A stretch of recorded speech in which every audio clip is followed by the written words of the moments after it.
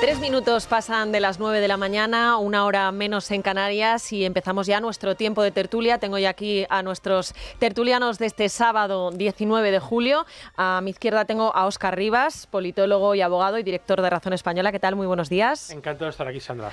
Pues el placer es nuestro. También tenemos con nosotros a Javier Fresneda, director de la Fundación Neos. ¿Qué tal? Un placer, Sandra. Un placer estar aquí y madrugar con vosotros. Lo de madrugar ahí, remárcalo, que es verdad que hay que ponerlo en valor. Sí, además, hombre. en estos... Esto no es madrugar. Pero el tráfico está bien. El tráfico está bien. Sí, eso es. Tiene sus ventajas. Y se colaba ya en el micrófono Javier Venegas, escritor y periodista de The Objective. ¿Qué tal? Muy buenos días. Muy buenos días, encantado, Sandra. Y el cuarto tertuliano aquí siempre es la pastelería Saúl. Tenemos ya con nosotros a los Saulitos. A mí no me ha dado tiempo a hincarle el diente, pero en algún descanso lo haré seguro porque están buenísimos. Nos pregunta todo el mundo, oye, ¿de verdad están tan buenos? Sí, están buenísimos. Y además, si quieren comprobarlo y están por Madrid, pues mira, tienen pastelerías en la calle Arturo Soria, calle Alcoriza, carretera de Canillas, calle O'Donnell, calle Orense, en fin, que en un montón de sitios tienen la pastelería Saúl y pueden comprobar que de verdad que están riquísimos. Bueno, tenemos muchos asuntos sobre la mesa, a pesar de ser 19 de julio. Yo siempre digo que hubo un día en el que los veranos no teníamos tema los periodistas, hablábamos siempre de Gibraltar, porque era yo creo que lo único que nos quedaba,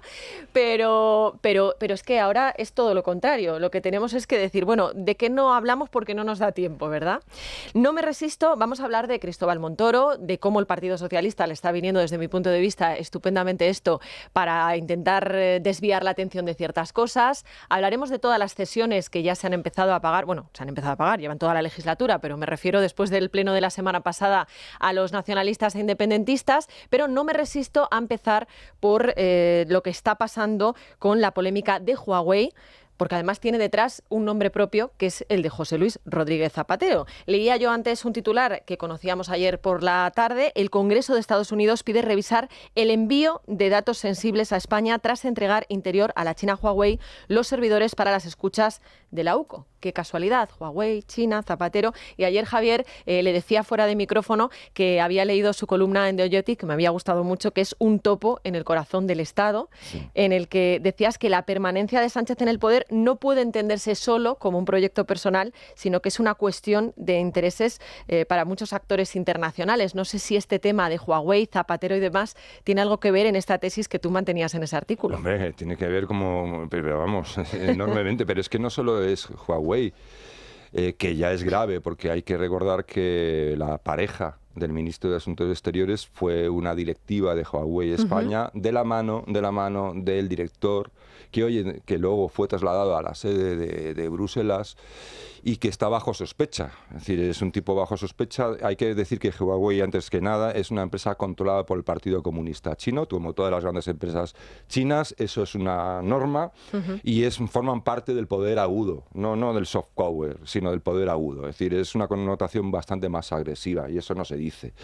Pero es que el problema también lo tenemos en todos los frentes con China. La transición energética en España es un monopolio prácticamente de empresas chinas.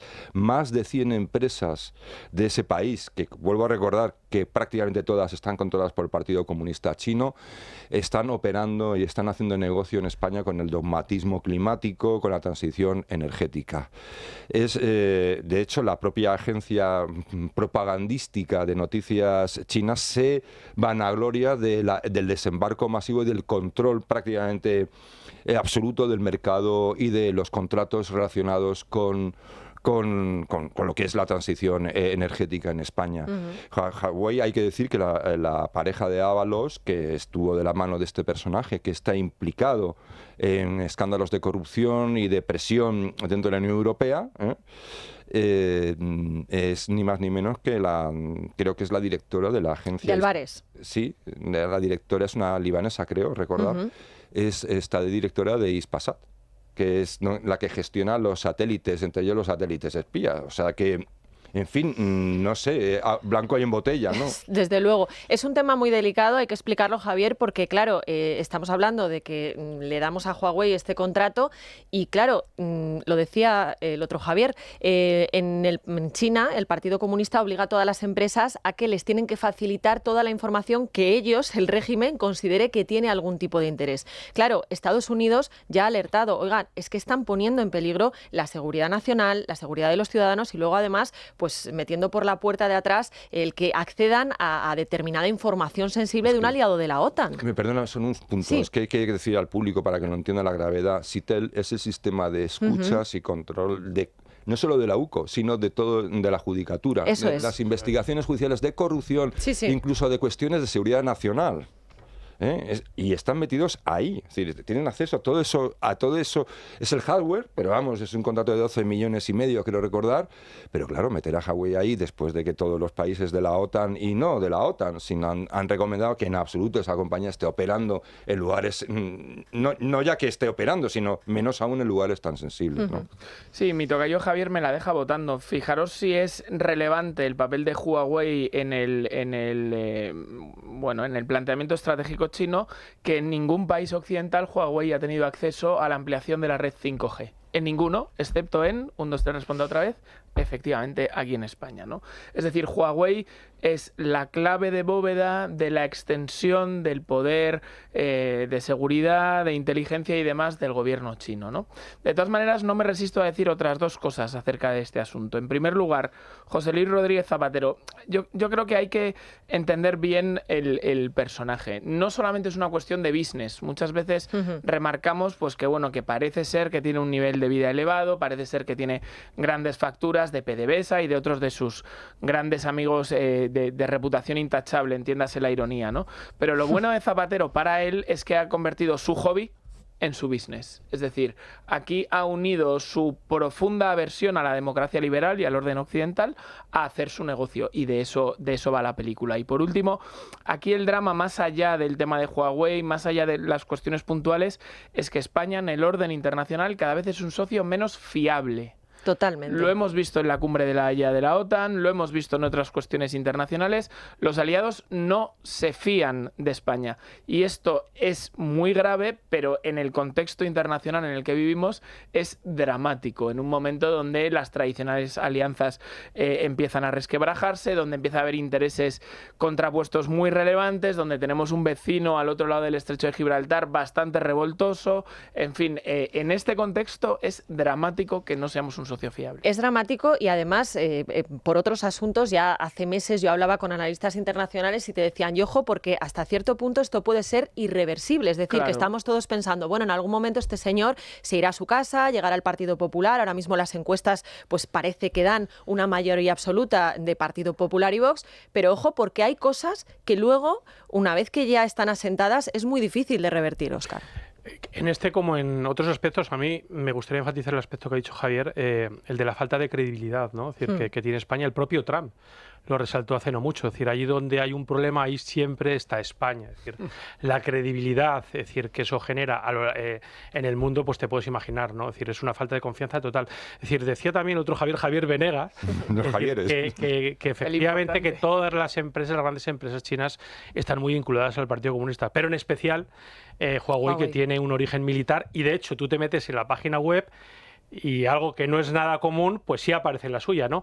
Y es que ellos enfatizan, y además le dedican un largo texto a resaltar que no tiene ninguna relación con el Partido Comunista, ¿no? Con lo cual, a ti que has comentado antes que te gustan mucho los refranes, hombre, excusatio non petita, accusatio manifesta, ¿no? Es decir, o sea que es dramático, pero también hay que tener en cuenta, es decir, que China, es decir, ya tiene la hegemonía en África, como tú bien sabes, Javier, que eres experto en estos temas.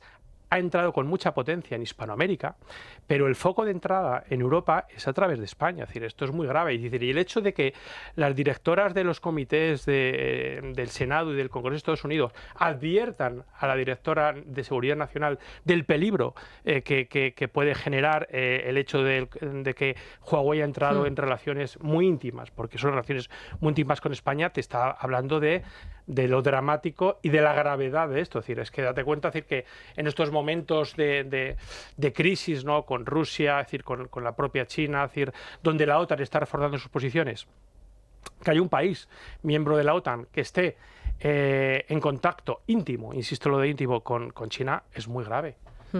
Y luego, además, el papel, como decíamos antes, de José Luis Rodríguez Zapatero, que bueno, también Javier apuntaba, ¿no? Que además es que siempre tiene predilección por lo peor de cada casa. Lo vemos aquí en nuestro país con los nacionalistas, los proetarras, los independentistas, y lo vemos en el exterior con la narcodictadura venezolana, en fin, y con China, porque además no hay que olvidar los contactos que tiene con China José Luis Rodríguez Zapatero a través del Gate Center. Sí, bueno, es que tenía de socio, o tiene de socio, un tipo que está investigado por el CNI por presuntos, por considerarle un agente o un activo chino en territorio español, ¿no? Es que son cosas que son de aurora boreal. Ahora, yo creo, es más grave todavía, yo no creo que exista desconfianza hacia España, es peor. España está ya vista como un caballo de Troya y es considerado, en cierta forma, un enemigo potencial. Es un enemigo, una plataforma potencialmente enemiga de los intereses de la OTAN, de los intereses occidentales, de los intereses, de alguna manera, digamos, de los países que podemos llamar europeos, ¿no? Y eso es grave, muy grave. Hay una consecuencia derivada que la hemos visto, creo que fue la semana pasada, que una compañía de lo que de verdad nos interesa en España, cierto tipo de inversiones, un Broadcom, que había comprometido una inversión para montar una fábrica de semiconductores en España con una inversión inicial, que es muy poco, pero sería muchísimo más, 1.000 millones de euros, sorpresivamente ha roto negociaciones con las administraciones españolas y ha decidido que aquí no va a poner ni un kiosco y que se van a otro lugar. Es decir, también esto se une el desplome de la inversión internacional en España, que se ha desplomado un 65%. Ahí es nada. Es decir, nos estamos quedando marginados, porque no es que seamos poco de fiar, es que somos el enemigo, entre comillas, somos ya parte del enemigo, ¿eh? No se dice abiertamente, en el Congreso lo han dicho con palabras protocolarias y diplomáticas, pero lo que hay digamos, debajo de esas palabras, en el enfoque de la política exterior norteamericana, es que España es un país adversario. Esa ya ha entrado. Y eso, como muy bien decía Sandra, eso no es reversible. No es fácilmente reversible, porque esto es un coste reputacional. En cuestiones tan sensibles de no mantener una política exterior confiable, eso no se puede ir cambiando de un lado a otro según haya un gobierno u otro, porque lógicamente puedes llegar a acuerdos, porque dice ahora Estados Unidos, mira, ahora está este gobierno de la derecha y son gente de fiar. Pero ¿y si mañana no están? Claro. Porque España es un tío vivo, es un tobogán. Aquí ha gobernado la izquierda mucho más que nadie, ¿no? Entonces, claro, pueden tener muchísima prevención, decir, no vamos a llegar a acuerdos de largo plazo ni demasiado sensibles, porque quién sabe si mañana van a estar o no van a estar. Pues es que yo creo que eso que tú comentas, Javier, es incluso buscado por el propio Sánchez. Es decir, claro. Es decir, él se ha demarcado a menudo con los países no alineados. Claro. Es decir, y hasta qué punto a él no le interesa, en un momento en el que se encuentra en una posición de aislamiento, buscar ese refugio, ese cobijo en China. El propio Zapatero, en el cartel Puebla, ya lo decía hace unos meses, ¿no?, en el informe, es decir, hay que ir a China. El futuro que tenemos es el de China, es decir, con lo cual yo creo que está buscado. Es decir, un momento, como digo, de aislamiento por parte de Sánchez, el incorporar a alguien tan poderoso, tan potente, es decir, como China, hombre, yo creo que es un buen guardián, lo hemos dicho anteriormente, es decir, lo que nos estamos jugando aquí es el almacenamiento de la información judicial, con todo lo que está ocurriendo, es decir, el tener el apoyo de China para el Partido Socialista, yo creo, y sobre todo para Sánchez, es clave. Claro, y aparte de esto no es nuevo. Si tiro de memoria, si os acordáis, en una industria tan absolutamente crítica como la de los constructores de barcos en España, gobernando Zapatero ya hubo un problema porque les vendimos a los venezolanos el sistema de detector de misiles de las fragatas, se llamaba Aegis, si no recuerdo mal. Sí. Claro, y los norteamericanos nos dijeron, oiga, yo se lo vendo a usted, pero nadie le ha autorizado a revendérselo a usted a un régimen criminal, ¿no? En cualquier caso, claro, este realineamiento exterior que de nuevo hacen sin consultarlo con nadie, sin decirlo abiertamente a los españoles y sin nada, como el tema del Sáhara y demás, claro, pero es consecuente con el realineamiento interior. Es decir, si convenimos que el Partido Socialista está en un proceso constituyente por la puerta de atrás para convertir España de una democracia liberal de ciudadanos libres e iguales a una republiqueta de ciudadanos de primera y de segunda, pues claro, ¿dónde se va a encontrar cómoda esa republiqueta? Con ¿Con las democracias occidentales? ¿Con los señores de Francia, de Italia, de Alemania, de los Estados Unidos? Pues lógicamente no. ¿Quién es la nómina de amigos de Zapatero? La Turquía de Erdogan, la Argentina anterior a Milei, que por cierto, ella en la cárcel y él refugiado en Moncloa como asesor de Pedro Sánchez, por cierto, condenado por pegar a su mujer. Pero podemos seguir. La Colombia de Petro, que le gusta salir por la noche, México de Sheinbaum, Cuba de Díaz-Canel, quitándole internet a los estudiantes. Es decir, de esto estamos hablando, de que ellos pretenden sentarnos ahí.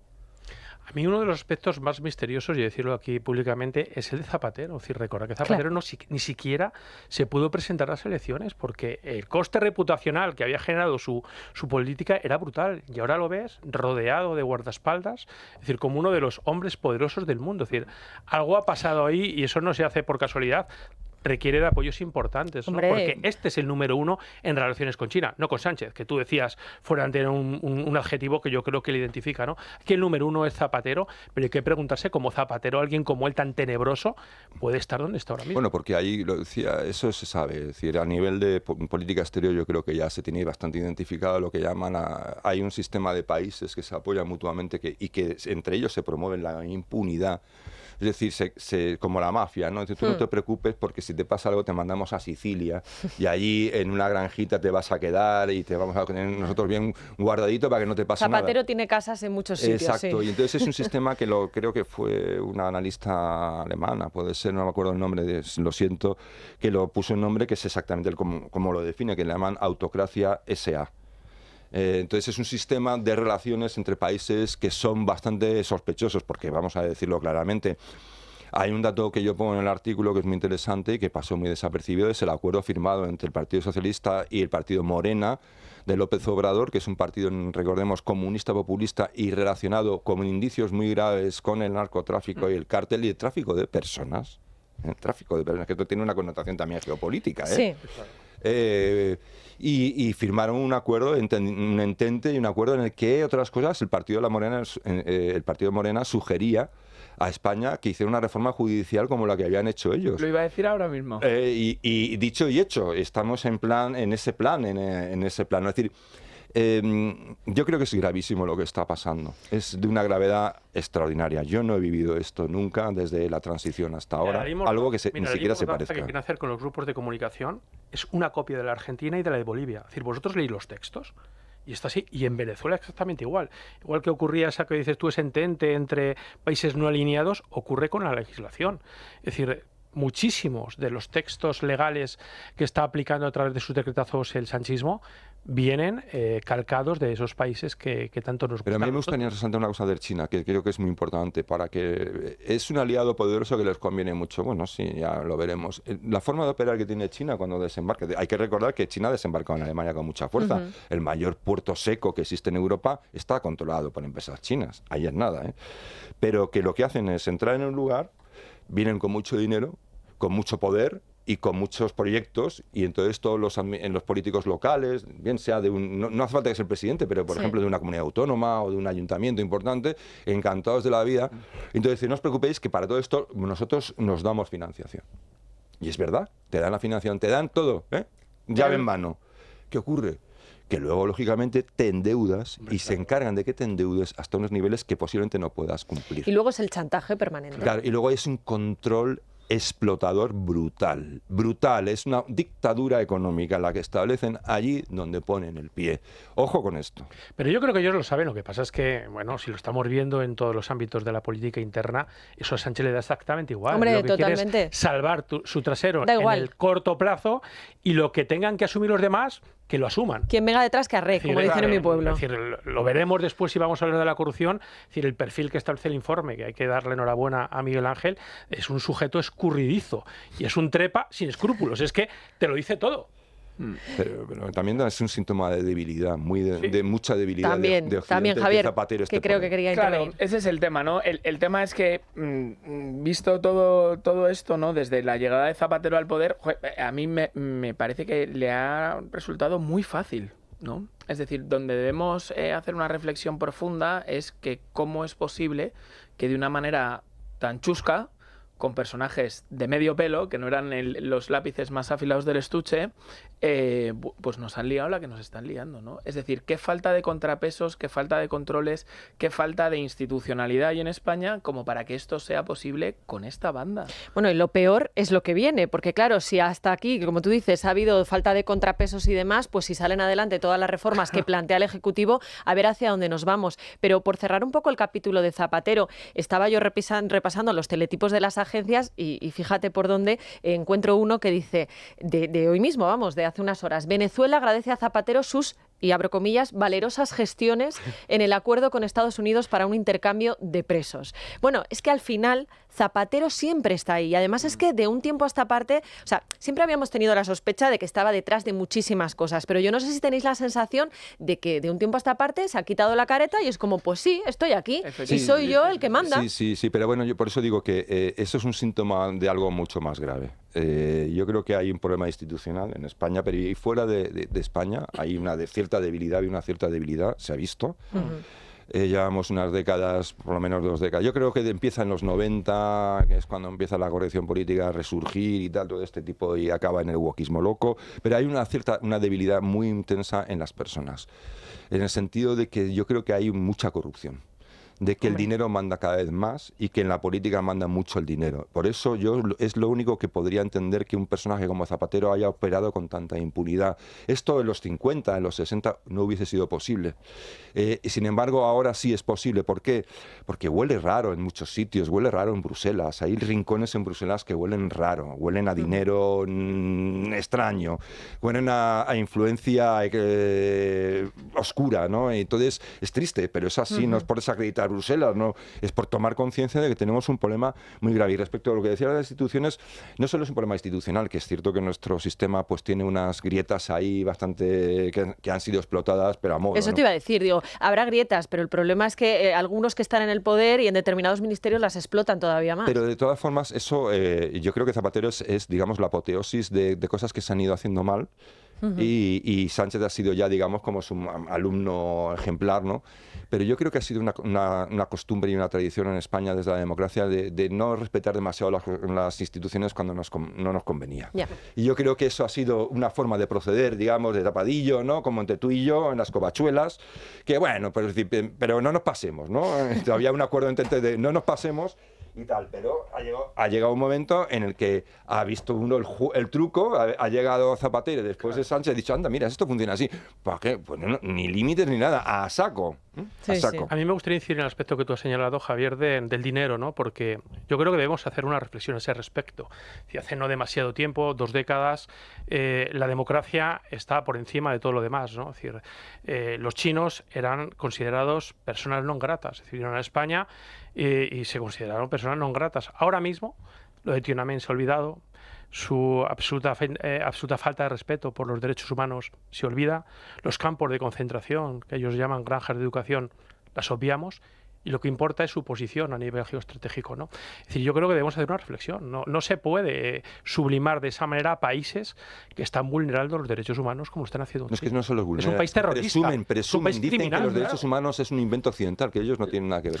La apoteosis... Pero en su web, China, el Partido Comunista te dice que la democracia china es una democracia sui generis, pero es democracia. Hombre, ¿qué te va a decir? Y además te repite la palabra democracia 1.000 veces. República Democrática Alemana, ¿te acuerdas? ¿no? Sí, claro. Javier. De todas maneras, la apoteosis de esto lo vimos en los Juegos Olímpicos de Pekín, ¿no? Ahí todos postrados, diciendo qué maravilla, y el comentario general era, probablemente han sido los mejores Juegos Olímpicos, la mejor organización. Bueno, claro, cogieron barrios enteros de Pekín y dijeron, chicos, hasta luego, que tenemos que poner aquí un estadio, ¿no? Pero esto lo vemos con los grandes eventos de fútbol en los países del Golfo, ¿no? Es decir, al final, lo que se ha producido, perdonar que leve un poco el asunto, ¿no? Es un quiebre moral.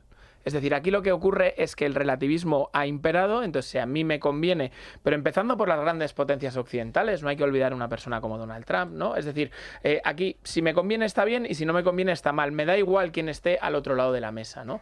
Y lo vemos constantemente en nuestro juego. Cuando eso se quiebra, al principio, como decía Javier, bueno, pues hay un arreglillo, tal, pues hemos mirado para otro lado, pero cuando es sistémico, cuando es permanente, llegamos a los escenarios que estamos viviendo hoy en día, donde nada es reconocible, donde nada es seguro, donde verdaderamente el panorama es muy siniestro, ¿no?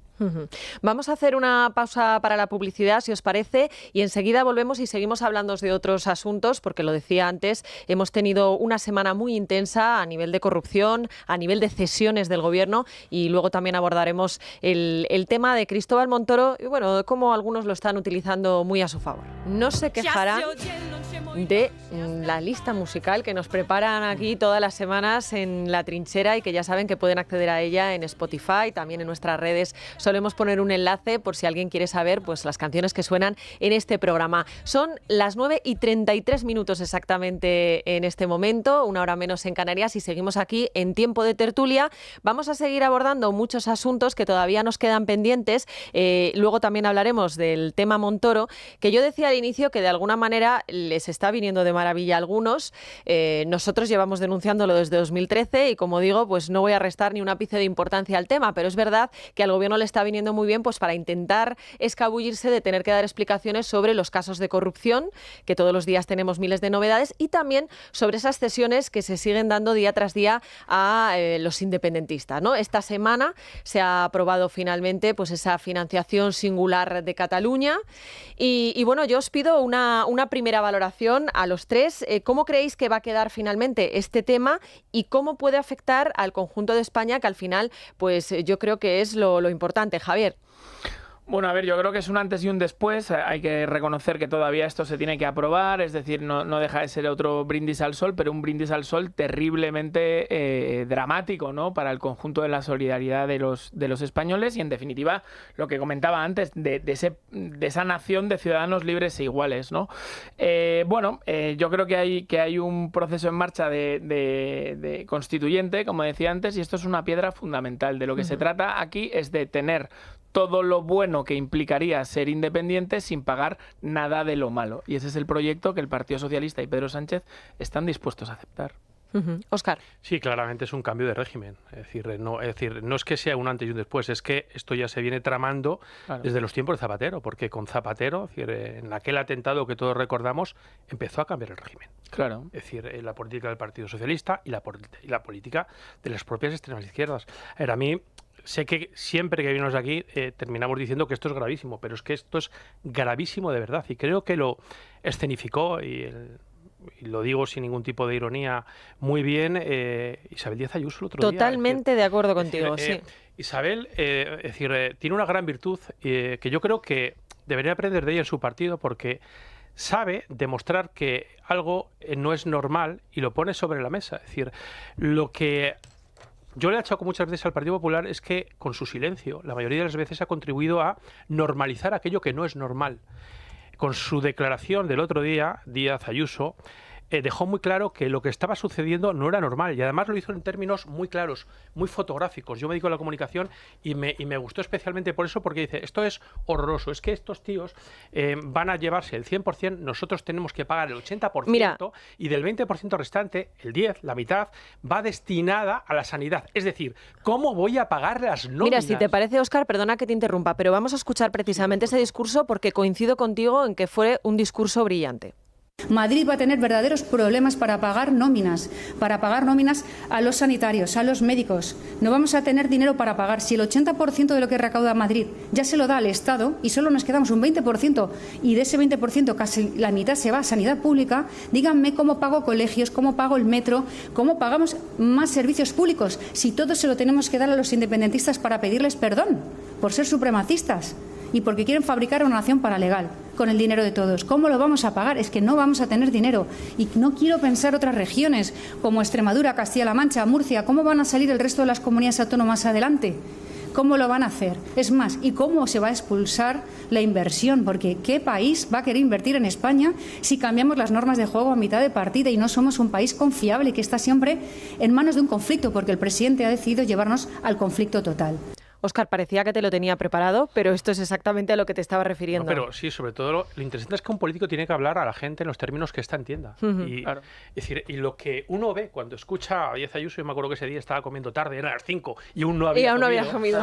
Y me puse en la televisión y me quedé alucinado, sobre todo porque habla en términos muy precisos y, lo que decía, muy fotográficos. Oye, es que esto nos afecta a todos. Es decir, a los madrileños afecta también porque nos van a subir los impuestos y yo no voy a tener con qué pagar las nóminas. Es decir, la gente de a pie que viaja en metro lo ven en el abono de transporte. Es decir, que la propia Comunidad de Madrid ha tenido que volver a subir los precios porque no goza de la financiación que tenía antes del gobierno. Es decir, porque el gobierno castiga a aquellas comunidades que le repelen, que no le votan. Es decir, y a mí me gustaría poner, yo me dedico, como decía antes, a la comunicación, escribí un libro recientemente, Venenosos, que habla del lenguaje político de la izquierda. Es decir, y el término singular es muy preciso. Cuando tú te vas a la RAE, tiene 3 grandes acepciones. Una es solo, en el sentido de que es único, otra que no es plural porque es singular, y otra que es excepcional. Evidentemente el nombre se lo han puesto los separatistas porque eso es muy positivo para ellos. Somos únicos, somos excepcionales y desde luego no somos plurales. Es decir, pero ¿cómo quedan los españoles? Es decir, ¿por qué yo, que soy salmantino, que soy de Castilla,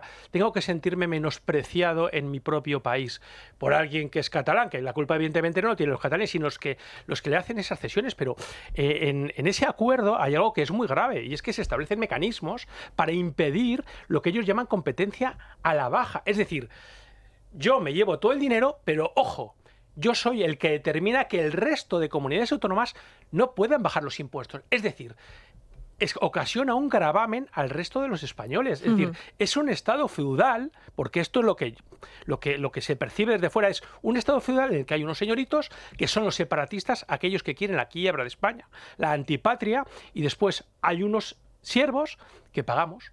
Es decir, porque tú lo has dicho muy bien, Javier. Es decir, el nuevo régimen que viene no determina su independencia. Tienen todas las bondades de ser independientes, pero siguen teniendo a los españoles que les siguen pagando la fiesta. Javier. Bueno, es que pues más se puede decir, ¿no? Es decir, la cuestión a mí de todo lo que está sucediendo es, sinceramente, yo lo veo, podemos criticar lo que va a intentar hacer, lo que intentan hacer, lo que pretenden hacer, lo que están haciendo. Podemos, lógicamente, analizarlo y poner el dedo en la llaga. Es decir, no quieren que aquí se bajen los impuestos, si da igual, si ya lo ha dicho Díaz Ayuso, Isabel. Ya ha dicho, dice, no, como que no bajen, sino vamos a tener que subirlos. Es decir, ¿cómo vamos a competir fiscalmente si nos dejan en déficit? Entonces, lógicamente, tenemos que subir los impuestos. Pero la cuestión es, ¿qué se plantea desde el otro lado para revertir todo esto? Es decir, ¿hay un plan? Es decir, porque, no, de verdad, porque esto... A mí sí algo creo que deberíamos aprender de lo que estamos viendo, que ese momento es para mí verdaderamente, por un lado apasionantes, por otro lado... tela marinera. Durísimos, ¿eh? Muy duros. Es decir, bueno, tenemos que aprender a sacar alguna consecuencia mayor que decir que Sánchez es malo. Tenemos que llegar a un punto de decir, hay que poner soluciones sobre la mesa. ¿Cómo ha ocurrido esto? ¿Cómo ha sido primero posible que esto ocurra? Y entonces analizarlo, y hay que trabajar y ver primero desde la cuestión normativa o de constitucional cómo es posible que un partido pueda llegar no sé, deberíamos preguntarnos algo tan elemental como decir, ¿cómo es posible que la Moncloa exista?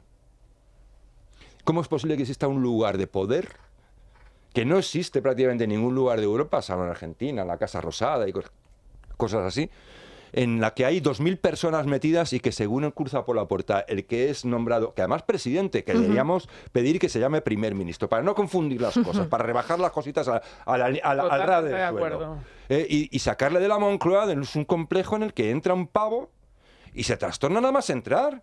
Empieza a ver que tiene 12 médicos, 37 tíos que hay abriéndole las puertas y 400.000 asesores y policía a su servicio. Pero esto es muy importante, ¿no? Es decir, ¿dónde está el revertir no hablo de regeneración y transformación, es decir, volver a... Yo es que quiero que gane Feijóo, me decía el otro día una persona, porque quiero volver a la normalidad. Perdón, yo lo entiendo, pero es que es esa normalidad la que nos ha llevado a la normalidad. Claro que sí. No podemos volver ahí, tenemos que ir a un lugar mejor. Javier, brevemente, porque además quiero dar paso a un invitado. Súper breve. Coincido plenamente con mi tocayo en que la clave de estos momentos es sacar las lecciones acertadas, ¿no? Y en ese combo yo destaco una que apuntaba Óscar, y es, oiga, muchas personas dicen, bueno, si se contentan con esto y dejan de dar la matraca a los nacionalistas y nos dejan tranquilos, pues para todos aquellos queridos amigos, mañana de sábado revisen las reacciones de Puigdemont y de Junqueras a este acuerdo. ¿Qué es lo que quieren los nacionalistas? Como el lobo de Wall Street, más. Ellos están en contra del café para todos, están en contra, ellos quieren ser diferentes, quieren más. Entonces, llegada a esta frontera, quieren otra cosa más, con lo cual no nos ha llevado a nada bueno ceder y ceder y ceder, porque desde el año 78 hasta aquí hemos cedido en todo pensando que era la última cesión y siempre había una más. Enseguida os dejo seguir opinando sobre este asunto, pero permitidme que le dé paso a nuestro invitado, Francisco de la Torre, economista, inspector del Estado y autor de La factura del cupo catalán. Muy buenos días. Hola, buenos días. Coautor con mi colega y amigo Jesús Fernández Villaverde, que es profesor de la Universidad de Pensilvania. Efectivamente, bueno, estar con ustedes. Resúmanos de la manera más gráfica posible para que todos los que nos están escuchando puedan entender cómo les puede afectar esto en su día a día. ¿A cuánto asciende esa factura? Por seguir con el título de su libro. Es decir, ¿cuál es el precio que vamos a pagar todos los españoles? Pues hombre, depende, como esto es un proceso, depende hasta dónde se llegue. Pero en principio, vamos a ver, el cupo catalán lo que hace es dinamitar el sistema de financiación autonómica. ¿Y eso qué implicaciones tiene? Bueno, pues el sistema de financiación autonómica es el sistema del reparto de impuestos que permite a las comunidades autónomas dar servicios a los ciudadanos. Estos servicios, básicamente, en donde se gastan 2/3 del presupuesto, son sanidad, educación y otros servicios sociales como la dependencia. Bueno, y también otros temas que se han ido... que estaba escuchando la tertulia, como por ejemplo lo que es el transporte público, en la parte que está subvencionada. Y la pregunta aquí es ¿cómo va a afectar? Bueno, pues en fin, lo resumía bastante bien la presidenta Díaz Ayuso. Al final, esto tiene dos efectos fundamentales. En primer lugar, fragmentas la recaudación, la agencia tributaria, y por tanto tienes una administración tributaria mucho más ineficiente, donde habrá más fraude, habrá más costes de recaudación, más duplicidades. Entonces, la tarta, este sistema de financiación autonómica, tienes menos recursos. En segundo lugar, más allá de esto, el dinero extra que obtendrá la Generalitat de Cataluña, que es el objeto de esta financiación singular, es el objetivo fundamental, significará menos recursos para los demás. Y, por tanto, evidentemente supondrán subidas de impuesto para los demás contribuyentes o eventualmente recorte de gastos. Y si esto, autonómicos, es decir, sanidad, educación, servicios sociales, si esto corre a cargo de la administración del Estado, bueno, pues el problema tendrá que el Estado como administración gasta relativamente poco en policía, guardia civil, y es muy complicado recortarlo, y entonces el recorte vendrá en la seguridad social, en las pensiones. No hay más, es decir, esas serían las consecuencias. Sí. La factura desde un punto de vista económico, si este proceso llega hasta el final. Francisco, probablemente sí. Sí, no, le iba a decir que hablaba usted, por ejemplo, del peligro de esa fragmentación, por ejemplo, en términos de fraude, ¿no? Si ahora mismo hay una agencia tributaria y es difícil muchas veces detectar ciertos fraudes, imagínese si vamos troceando. Pero claro, esto es más grave si cabe, porque a partir de esta financiación singular de Cataluña, no sé si a modo de excusa, si de verdad, porque así lo cree y así lo va a hacer, el Gobierno parece abrir la puerta a que todas las comunidades autónomas pidan lo mismo. ¿Qué pasaría si esto sucede? Bueno, pues efectivamente, si fragmentar en dos la agencia tributaria es una pésima idea, en fin, para los que nos estén escuchando, la materia prima de un sistema fiscal para cobrar impuestos es la información. Si esta información no se tiene, o no la tienes centralizada, o no la tienes a tiempo, tienes más fraude. Si Hacienda, sin embargo, sí sabe lo que has ganado, pues te puede cobrar los impuestos. Y, por cierto, es más fácil también pagarlos, y por tanto, programas como Renta Web, que hacen con mucha facilidad la declaración de renta para millones de contribuyentes, pues desaparecerían. Pero además de esto, al final, un sistema de recaudación un sistema de financiación autonómica reparte esta recaudación de los impuestos y garantiza la solidaridad interterritorial. Entonces, claro, si cada comunidad, si las comunidades autónomas pobres, entre comillas, no se van a apuntar a este sistema porque reciben solidaridad y lo que hace una comunidad rica es sacar solidaridad y sacar recursos del sistema, como es el caso de Cataluña. Y si Madrid se apunta, directamente nos hemos cargado el Estado. Es decir, claro, porque literalmente no se puede garantizar que haya unos servicios públicos adecuadamente financiados o mínimamente financiados en buena parte del territorio. Claro, es que ese es el problema, que eso es lo que tiene que entender la gente, ¿no? Que si está muy bien el decir, bueno, pues claro, es que esto se abre la puerta a todo el mundo. Muy bien, si Madrid dice, vale, yo hago lo mismo, a Madrid le puede ir muy bien, pero ¿y qué pasa con Extremadura o con otras comunidades? Ni siquiera a Madrid le vendría bien, bueno, aparte por el tema de la fragmentación que estamos diciendo de la agencia tributaria y de que recaudas peor, sino simplemente porque te quedas sin Estado. Es decir, es que un proceso de disgregación y de fragmentación económica aquí y en Pekín conduce a la pobreza. Entonces, afortunadamente, no se hace caso a esta idea de cupo para todos, ni siquiera la comunidad autónoma, que evidentemente, si uno se aplicase este esquema, saldría más beneficiada, que es Madrid, porque en realidad los ciudadanos madrileños no saldrían beneficiados de quedarnos sin Estado. Hacía usted muy bien en recordarme al inicio que ese libro de la factura del cupo catalán lo firmaba a medias con Jesús Fernández Villaverde, al que el otro día leía yo en su cuenta de X denunciando el llamado principio de ordinalidad con un ejemplo también muy sencillo y muy gráfico, ¿no? Y decía, ¿en qué cabeza cabe que quien más paga tenga que ser el que más recibe? Y preguntaba, ¿debe Amancio Ortega recibir más del Estado que usted porque paga más impuestos? Si la respuesta es no, y lo es, adivinaba él, ¿por qué aplicar esa lógica absurda a un territorio? Pues estoy 100% de acuerdo con mi coautor en esta cuestión en concreto y en muchas otras cosas. Y simplemente nosotros en nuestro libro de la factura del cupo catalán le dedicamos un capítulo a este principio de ordinalidad, o criterio de ordinalidad, que no está recogido en ninguna parte, diciendo que es la peor de todas las ideas que contiene el acuerdo de financiación singular. O sea, y tiene muchas y muy malas, pero esta, en nuestra opinión, es claramente la peor. En realidad, todo esto es un subterfugio para limitar una supuesta solidaridad catalana que les parece excesiva. Y nosotros impugnamos en el libro, y como muchos ciudadanos, todo el planteamiento, porque los que pagan impuestos y los que reciben servicios públicos son los ciudadanos y, en su caso, las empresas, no los territorios. Pero además, la solidaridad interterritorial es un mandato constitucional y no la puede uno limitar por un principio que se saque de la manga diciendo que esto es el criterio de ordinalidad. Y sí, además, encima, el criterio está recogido en un acuerdo en los términos que tú citabas a Jesús muy bien. Es decir, debe recibir más el que más aporta. Y bueno, pues mire, Amancio Ortega igual paga más impuestos que yo, pero no creo que tenga prioridad sobre mí para circular por las carreteras o para que la atiendan en el hospital, o al menos no por eso. Claro, y sobre todo que tiene guasa que quien lo proponga sea un partido, ¿no?, que está permanentemente llenándose la boca de hablar de justicia social, en fin. Bueno, Francisco de la Torre, economista, inspector del Estado y coautor de la factura del cupo catalán. Muchísimas gracias por atendernos. Muchísimas gracias a vosotros, Sandra. Bueno, no sé qué os parece, Javier. Bueno, me parece una barbaridad. Pero bueno, vamos a ver, como estamos tirando un poquito por elevación, debemos aprender lo que está pasando, ¿no?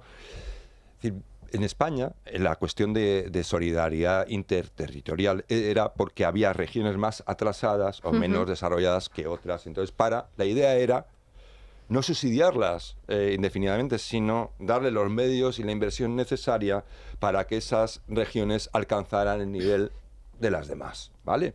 Han pasado 40 años y no solo algunas no la han alcanzado, sino que resulta que en España es como si hay una empresa de 17 personas en la que solo 4 son capaces de trabajar y ganar dinero, un dinero que es mayor a los gastos que tienen. Todos los demás tienen unos trabajos deficitarios que necesitan que los otros les den todos los meses un dinero para llegar a fin de mes.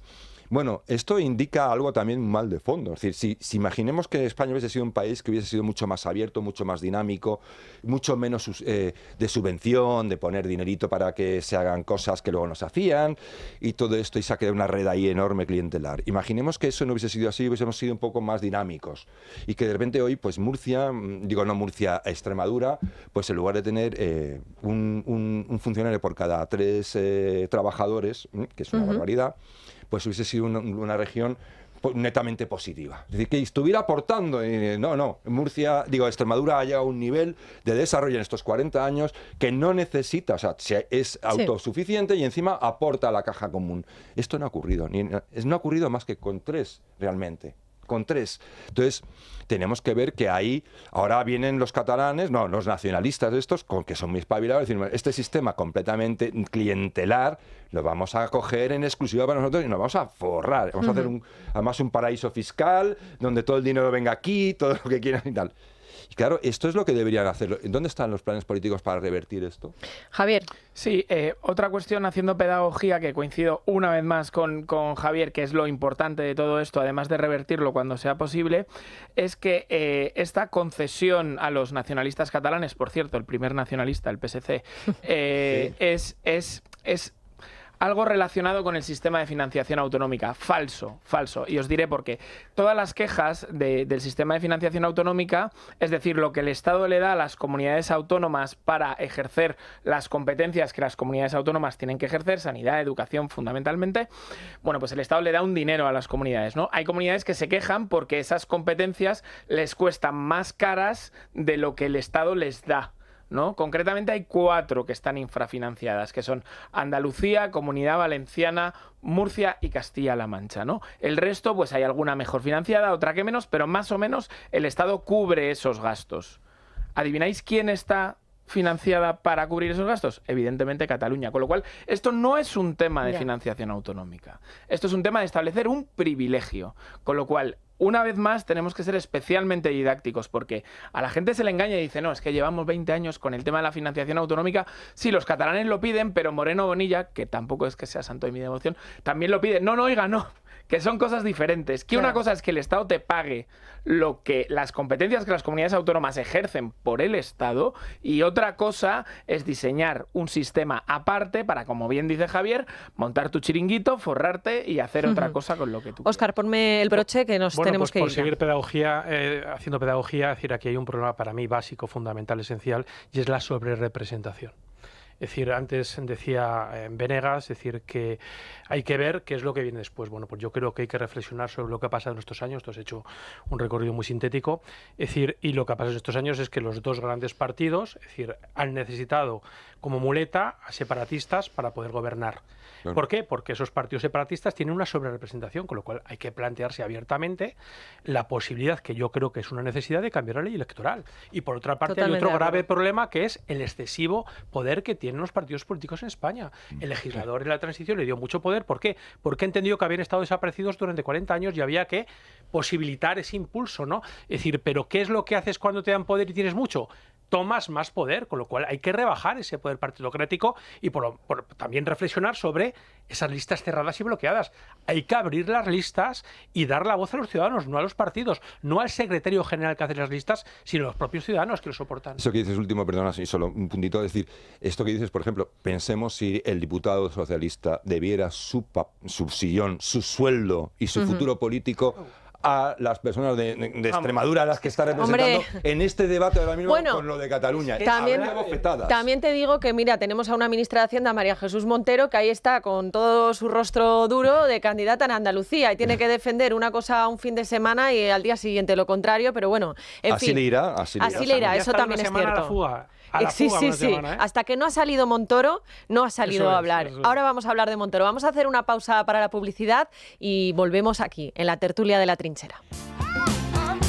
Pues pasan casi 5 minutos de las 10 de la mañana, 9 y 5 en Canarias, y aquí seguimos en tiempo de tertulia con Javier Venegas, Javier Martínez Fresneda, eso sí, y Óscar Rivas. Hemos hablado de muchos asuntos, pero nos queda hablar del tema estrella para el Gobierno, que es la imputación de Cristóbal Montoro por crear una red de influencias para beneficiar a empresas gasistas. Esto, como yo decía al inicio, se viene denunciando desde hace muchos años. Concretamente, las primeras informaciones que publicamos nosotros en Libertad Digital datan del año 2013, es decir, que ha llovido desde entonces, pero la verdad es que al Gobierno pues le está viniendo estupendamente para intentar sortear todo lo que se le viene encima con los casos de corrupción. ¿Cómo veis la imputación de Cristóbal Montoro y bueno, pues cómo se está utilizando también? Pues mira, yo primero voy a hacer un chiste, voy a compararlo con un chiste, es decir, esto es como con el chiste ese que se encuentran dos por la calle y dice vaya semana que llevamos, a ti se te muere el padre y a mí se me pierde el boli, ¿no? Entonces es un poco comparar eso, decir, lo de Montoro, pues oye, tiene una importancia,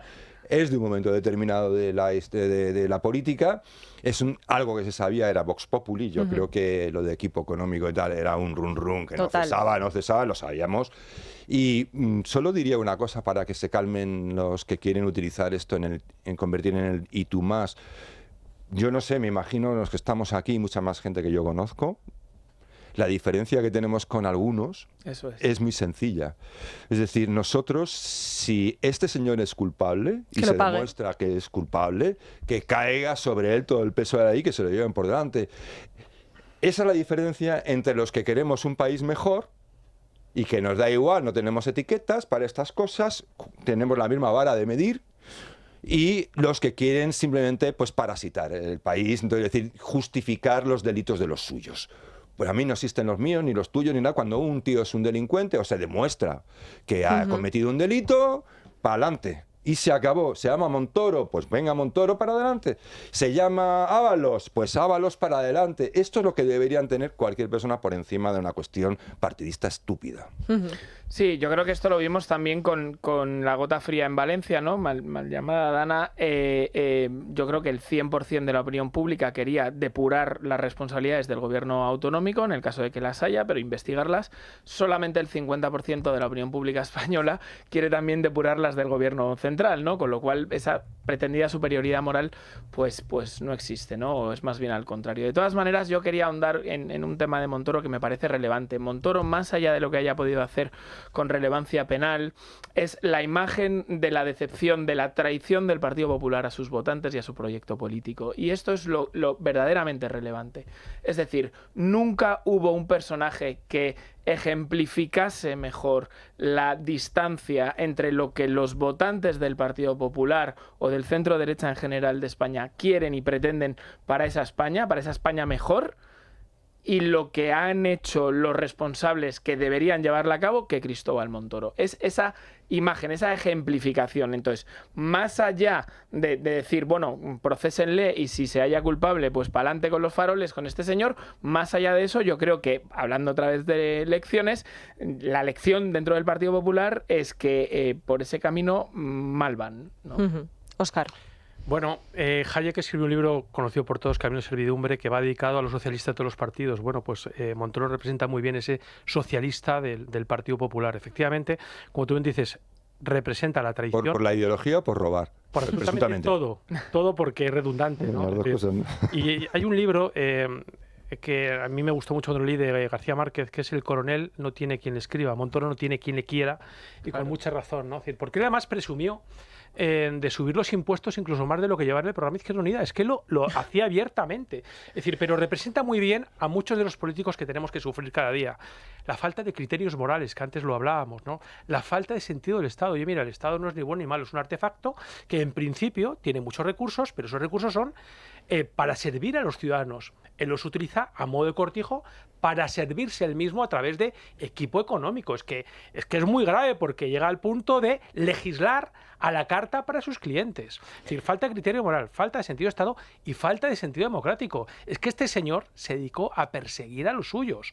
Ya por no hablar de lo de Esperanza Aguirre en plena campaña electoral. Tremendo. ¿Qué supuso eso? Pues supuso que el Partido Popular perdiera las elecciones en Madrid y que llegaran los comunistas, porque no olvidemos que se perdieron por 6.200 votos. Las ganó el Partido Popular, pero no con mayoría. Sí, bien, absoluta. sí, pero no con mayoría absoluta, efectivamente. Es decir, pero estuvo gobernando el comunismo. Es decir, eso es lo que supuso. Y por no hablar de la persecución a los periodistas disidentes. Es que representa muy bien al político corrupto y antidemocrático, que es lo que campa en España. Y el abuso del poder del Estado, incluso en contra de la propia normativa nacional. Es decir, hay que recordar el caso del hoy entrenador del Real Madrid, Xabi Alonso, que dijo, pues mira, pues a mí no me vengas con estas. Lo llevo hasta el Supremo y ganó. Pero ¿cuántos cientos, quizá miles de contribuyentes, grandes, pequeños y medianos, se asustaron y dijeron, yo voy a aguantar todo este pleito, pacto y pago, ¿no? Mira, no, iba a decir simplemente que mañana vamos a hablar, ahora que hablabas de ese tema, con el autor de Hechos Probados, que no sé si tuvisteis la oportunidad de ver ese documental. Sí, está preparando nuevos y vamos a hablar con él. Javier, sigue. Sí. No, es que eso, es decir, yo creo que Montoro simboliza, bueno, eso decía, que presumía adelantar la izquierda por la izquierda, ¿no? Era una cosa ya como te quedabas así mirando, pero ¿de dónde han sacado este personaje, ¿no? Hasta calvito loco, ¿no? Pero más que eso, es como el salto cualitativo que vino con Montoro, de convertir la agencia tributaria, que ya no era muy simpática por entonces, porque nunca suele ser simpática, pero convertirlo en una especie de poder en sí mismo. Es decir, ha habido un momento que gracias a políticos como Montoro, la agencia tributaria se ha convertido en un artefacto, peor que el Estado, con un poder autónomo dentro del propio Estado. La agencia tributaria se ha convertido en un instrumento tan autónomo y tan aberrante a veces que hasta los políticos le tenían miedo. Porque te podía discrecionalmente enchufar, ponerte en el punto de mira y hacerte la vida, convertir la vida en un infierno, como ocurre en ese documental. Sí, en Hechos Probados. Sí, por eso lo mencionaba, porque viene muy a cuenta. Es pavoroso, es decir, ¿quién puede litigar con la agencia tributaria durante 10 años o 15 años para salvar el pellejo? Pues hay personas que lo han intentado, como el señor de este documental, y han acabado arruinados. Y yo, porque debe ser un tipo duro como el titanio. Agapito se llama. Sí, Agapito, debe ser duro como el titanio. Yo, cualquier otra persona se hubiese pegado un tiro, se hubiese suicidado.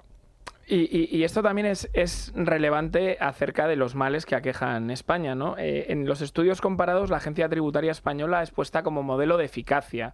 Es decir, que lo que el Estado pretende recaudar, pues la agencia tributaria es muy eficaz en tratar de recaudarlo, en ver las fuentes de ingresos y demás. Y uno se pregunta, oiga, ¿y esto por qué no se hace? ¿Por qué no se ha invertido lo mismo en formación, en medios?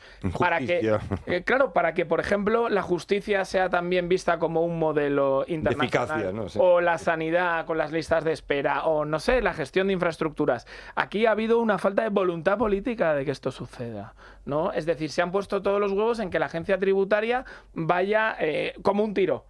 Con lo cual, el problema de España no es ni de capacidad de inversión ni de falta de medios en general, sino que es una falta de voluntad política que no se ha puesto la prioridad donde se tenía que poner. No te quiero interrumpir, pero simplemente es un dato para que veamos la otra parte de esa eficacia. España es, en el ranking mundial, el país por delante de Francia con la legislación tributaria más compleja. Es decir, es una barrera de entrada, es una puñetera barrera de entrada a la prosperidad de la gente. Es decir, Francia, que para mí es el monstruo de los monstruos, es una cosa pavorosa. Oye, Godzilla. Pues hemos arrebatado el título, además sacándole 4 cuerpos. O sea, es decir, es una cosa... ¿Alguien se plantea cómo es posible esto? Pero y también, al hilo de lo que tú decías antes, la indefensión en la que se queda el español. Es que tú antes pagabas tus impuestos y dices, bueno, pues es lo que me toca. Hay una progresividad, los que más tienen más pagan, pero los que menos tienen reciben, ¿no? Pero ahora eso estaba tan claro, ya no lo está tanto. Bueno, de hecho, está absolutamente claro en el sentido contrario. Es decir, hay una subjetividad tremenda.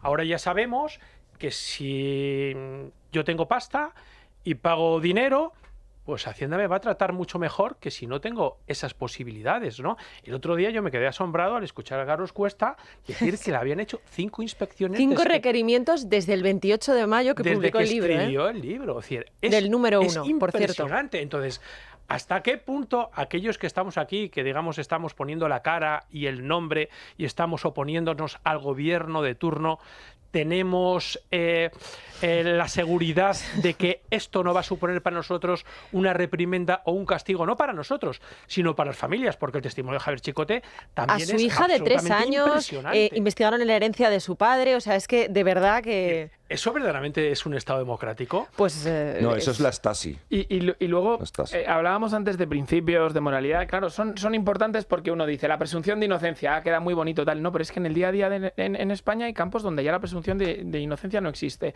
En los juicios de violencia intrafamiliar no hay presunción de inocencia. Si el presunto agresor es un varón. No lo hay. Sí. Ya no lo hay. Pero es que contra Hacienda tampoco tienes una presunción de decir, oiga, yo he hecho bien las cosas, me puedo haber equivocado. No, ellos tienen la presunción de veracidad.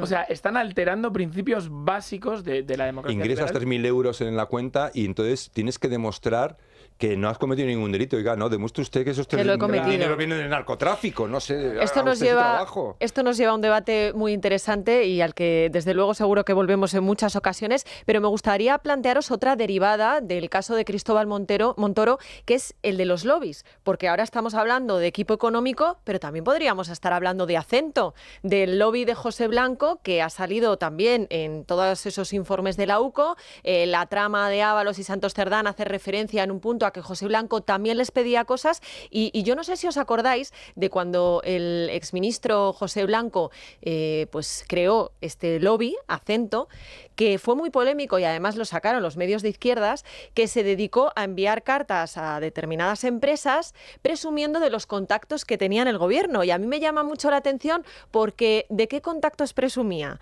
Pues os lo digo, José Luis Ábalos, Teresa Rivera y Reyes Maroto, 3 personas que están en el ojo del huracán precisamente por todo lo que está saliendo de la trama. Con lo cual yo creo que de todo esto también cabe una reflexión sobre el tema de los lobbies y los políticos que van a este tipo de consultoras. Y aquí volvemos al principio del programa, fíjate. Hablamos de China, de Huawei, Teresa Rivera, los lobbies, las asociaciones. Pues Teresa Rivera, que está ahora mismo encantada de haberse conocido y viviendo en la gloria, siendo vicepresidenta de la Comisión Europea. Sin competencias, pero siendo vicepresidenta. Nada, pero viviendo como pues, de unos niveles que ya quisiéramos muchísimos españoles. La mitad. Esa señora, hablando de lobbies, que está relacionada precisamente por la... Estuve en el IDDRI, que es otro lobby con sede en París, muy relacionado con el sistema de la gestión de transición energética, con un poder enorme. Es uno de los que más influencia ha tenido para cerrar las ciudades a los coches. El coche eléctrico, cerrar ciudades, está en la ciudad de los 15 minutos, está en su punto de mira. Un poder extraordinario. Bueno, pues ese lobby, donde estaba Teresa Rivera, la pusieron de directora. Antes, para hacer el training, luego llegar al gobierno, de ahí saltar a la Comunidad Económica Europea, a la Comisión Europea, perdón, pues ese lobby estaba casualmente un asesor chino. Casualmente.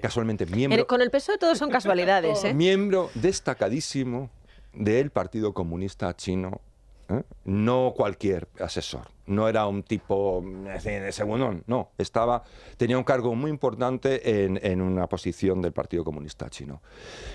Y ahí estamos Acento, de repente nos sale ahora lo que comentabas. Pues Acento tiene a Teresa Rivera dentro y están haciendo lobby con Zapatero también.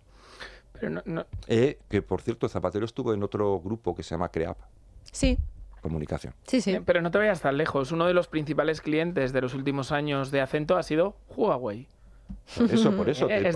Sí, que cerramos el círculo. Cerramos el círculo. De todas maneras, a mí los lobbies no me asustan. Lo que me asustan es que no estén regulados, ¿no? Es decir, yo creo que es otra de las cosas que debemos reclamar. Sí, por eso digo que los lobbies pueden existir, pero habrá que hacer una regulación y tener cierto control sobre lo que sucede ahí. Es decir, los lobbies son prácticamente inevitables. Incluso en algunas ocasiones hay algunos lobbies de cosas buenas que han conseguido cuestiones positivas. Lo que tenemos que saber es quién está en esos lobbies, para quién trabajan y con quién se financian. Claro, es decir, lo que hay que aportar es claridad, luz y taquígrafos. Lo que no sirve es que aquí, o sea, Europa lleva impulsando mucho tiempo una legislación acerca de lobbies que en España pues no tienen prisa en poner encima de la mesa. Bueno, pero es que, a ver, los lobbies que tienen mucha tradición en Estados Unidos tienen esa tradición porque hay una estructura. una estructura donde hay unos partidos que son máquinas que aparecen y desaparecen con motivo de las elecciones, donde, bueno, pues evidentemente los políticos sirven a los electores, como antes decíamos, pero la dinámica es totalmente diferente a la que en España.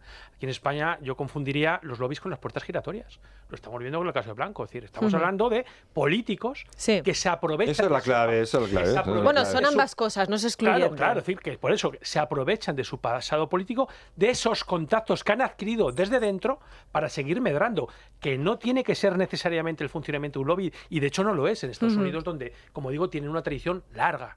Es decir, con cuidado. Es decir, no le cambiamos el nombre de las cosas, son puertas giratorias. Y se aprovecha de los contactos y de la corrupción, porque en el funcionamiento de Acento la corrupción es nuclear. Es decir, por cierto, muy presente Pepiño Blanco últimamente en diferentes ámbitos. Saldrán más cosas de él, igual que saldrán del super número 1 que es Zapatero, como ya hemos dicho. Para que nos demos cuenta de que esto es un problema de largo plazo. Esto no nos ha caído del cielo. Hombre, vamos. Para nada. Bueno, tengo aquí ya con nosotros a Victoria Pérez García. ¿Qué tal, Victoria? ¿Qué tal? Muy buenas. Bueno, cuéntanos qué le habíamos preguntado a nuestros oyentes a través de la Twitter encuesta y qué es lo que nos han respondido. Muy bien, pues hoy hemos preguntado a nuestros oyentes por Twitter, ¿conseguirá Sánchez tapar sus escándalos con el caso Montoro? Hemos dado 3 respuestas posibles. No, son demasiados, sí, entre los suyos, o no, agua pasada en el Partido Popular, y ha ganado la respuesta de no, son demasiados, con un 60% de los votos. Para empezar, quiero dar las gracias a todos los seguidores del programa que participan en la encuesta, enviándonos siempre notas de voz al teléfono. Y vamos a escuchar ahora qué dicen nuestros oyentes.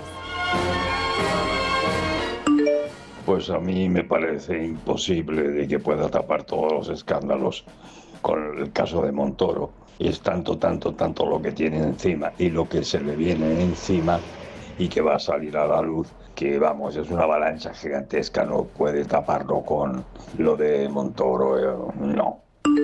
Con la investigación e imputación de Montoro no van a poder tapar toda la presunta corrupción que tiene el partido, pero está claro que van a sacar más y aunque no sea miembro del PP van a tirar todo lo que pueda de la pareja de Ayuso. El asunto de Montoro ya es algo que salió a la palestra cuando Montoro era ministro. Y bueno, de aquello se habló y se dejó de hablar. Está clarísimo, no solo corrupción, sino alta traición es parte de este gobierno. Es decir, que a Sánchez, por hacer acuerdos por debajo de las alfombras y a escondidas por debajo de la mesa, eso es una alta traición. Así que creo que llegará el momento que habrá que juzgarlos por eso también. No sé si conseguirá tapar lo suyo, pero desde luego que le va a sacar más rendimiento que la derecha a todos los casos que tienen ellos de corrupción. Eso está más claro que el agua.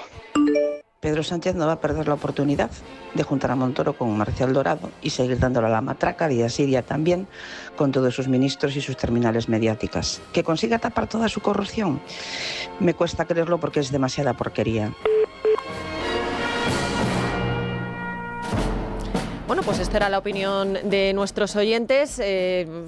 Yo no sé si pensáis que esto puede tapar algo, porque como decíamos antes, si es que todos los días tenemos 1000 casos de corrupción del Partido Socialista, yo creo que cada cosa tiene su lugar, ¿no? ¿Cómo lo veis vosotros? Ya lo van a tener que estirar como un chicle. El problema es que lo que sí hay es, creo que en otoño sí empiezan a aparecer en los tribunales algunas causas, ciertamente alguna importante del Partido Popular, del gobierno ya iba a decir Feijóo, Rajoy, en fin. Es que esto es un déjà vu permanente, ¿no? Entonces, y van a jugar esa carta. Sí. El problema es que lo que está ocurriendo con España, con Sánchez, y además de ahora con la perspectiva internacional, cuidado que ya la Unión Europea ya empieza a descubrir la verdad. Yo creo que le va a ser imposible. Yo, muy breve, si se piensan que eso puede desmovilizar el voto del cambio en España, yo creo que están muy confundidos porque no nos conocen, ¿no? Es decir, yo creo que si piensan que por ser de los míos o de los suyos yo voy a defender a según quién, pues no nos conocen en absoluto.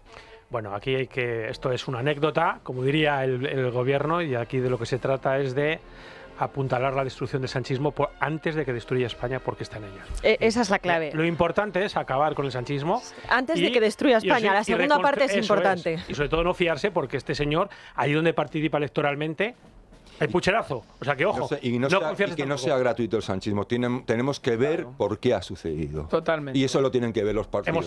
Tienen que dedicarle tiempo y trabajo. Esto no vale de voy a abolir el sanchismo. Eso no nos. Pero ¿qué viene después? Por eso digo, hay que reconstruir España, pero hay que reconstruirlo con una alternativa sólida, fuerte y clara, sin abstracciones. Pues Javier Venegas, Javier Martínez Fresneda y Óscar Rivas, oye, ha sido un placer estar con vosotros. Esto ha venido aquí rodado todo, así que espero que repitamos algún día. Encantadísimo. Muchísimas gracias. Y bueno, nos vamos a ir a la publicidad. Después viene Bea con la trastienda, Beatriz García, para hablar de noticias económicas importantes y controvertidas. Y no es del cupo, que ya hemos hablado bastante, ya se lo adelanto, pero antes déjenme que les dé un consejo, y es que descubran la nueva hipoteca inversa. Entren en buenavidasenior.com y consigan un estudio comparativo gratuito para su caso concreto en solo 4 clics. La trinchera de llamas es radio.